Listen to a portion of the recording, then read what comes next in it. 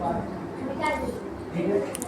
प्यारे बच्चों, स्वागत है आपका अपने YouTube channel dream science coaching पे। आज हम लोग क्लास 8 के सामाजिक विज्ञान के प्रश्न के उत्तर को देखेंगे।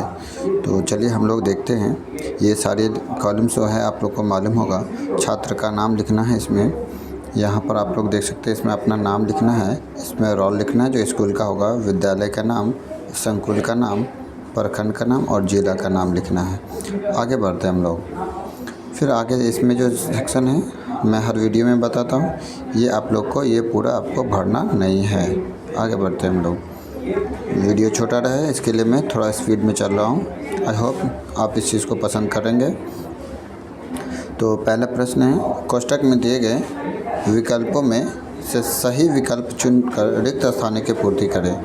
इसमें आप देखेंगे सारे प्रश्न के आप सामने ये विकल्प दिए गए हैं, ये सारे विकल्प। इसमें से कोई एक सही है और जो सही उस पर हमने टिक लगा दिया है, आप उसको आराम से देख सकते हैं। और इसके सामने में भी यहाँ पर भरा हुआ है, आप आराम से देख सकते हैं। पहला प्रश्न देख सकते हैं क्या है, हैदर अली और टीपू सुल्तान मैसूर के शासक थे। ठीक है, यहाँ पर आप देखेंगे पहले गवर्नर जनरल वारेन हेस्टिंग बने।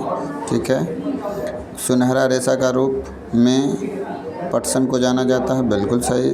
अंगूरों की खेती करना है क्या है, वीटी कल्चर कहलाता है, यहाँ क्लियर है, आप देख सकते हैं।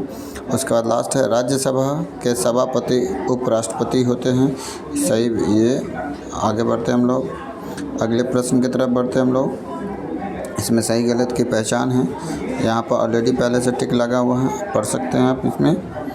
इसमें आप देख सकते हैं, पहला मुग़ल साम्राज्य 18वीं सदी में मजबूत होता गया, गलत हो गया, ये गलत कथन है। जेम्स मिल ने भारतीय इतिहास को 3 कालखंडों में बांटा, बिल्कुल सही। मृदा की आर्द्रता रोकने के लिए मल्च बनाते हैं, ये गलत हो गया। गंगा का मैदान अधिक आबादी वाला प्रदेश है, बिल्कुल सही, क्योंकि मैदानी भूमि है, उपजाऊ भूमि है।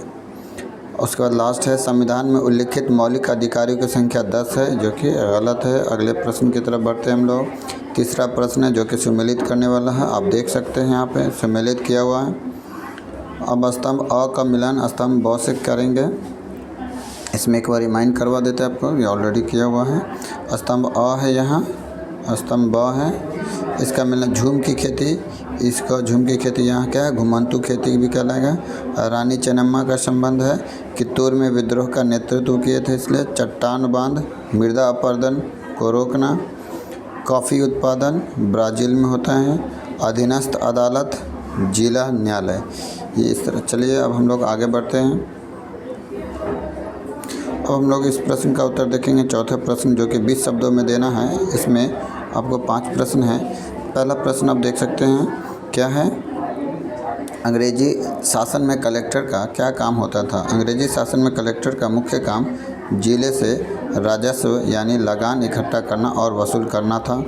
अगला प्रश्न, महाभियोग किसे कहते हैं। किसी उच्च पद पर बैठे व्यक्ति, विशेषकर भारत के राष्ट्रपति, न्यायाधीश आदि को संविधान का उल्लंघन करने पर उसके पद से हटाने की संवैधानिक प्रक्रिया को महाभियोग कहते हैं। अगला प्रश्न हम लोग देखेंगे, संविधान संरक्षण क्या है। संसाधन संरक्षण क्या है। संसाधन संरक्षण का अर्थ है प्राकृतिक संसाधनों का संतुलित उपयोग कर उनका बचाव करना ताकि आने वाली पीढ़ियों के लिए सुरक्षित रहे। अगला प्रश्न है, कृषि कार्य क्या है। भूमि में फसल बोने, उगाने तथा उनकी देखभाल कर अन्न, फल, सब्जी व अन्य उत्पादन करने की प्रक्रिया कृषि कार्य कहलाता है। अगला प्रश्न हम देखेंगे, 5वां है, सरकार के 3 अंगों के नाम। सरकार के 3 अंग निम्नलिखित है, कार्यपालिका, विधायिका, न्यायपालिका। हम लोग चलिए अगला प्रश्न देखते हैं जो कि 50 शब्दों में देने हैं। नए कानून कैसे बनते हैं अथवा मृदा क्या है। तो यहाँ पर हम लोग मृदा की परिभाषा लिखेंगे। पृथ्वी की ऊपरी सतह पर पाई जाने वाली वह परत जो चट्टानों के अपक्षय तथा कार्बनिक पदार्थों के मिश्रण से बनी होती है, मृदा कहलाता है। अगले प्रश्न की तरफ चलेंगे हम लोग। इसमें प्रश्न देखेंगे क्या है, किसान नील की खेती क्यों नहीं करना चाहते थे अथवा प्लासी की लड़ाई के क्या कारण थे। तो हम लोग यहाँ पर प्लासी की लड़ाई के कारण को देखेंगे।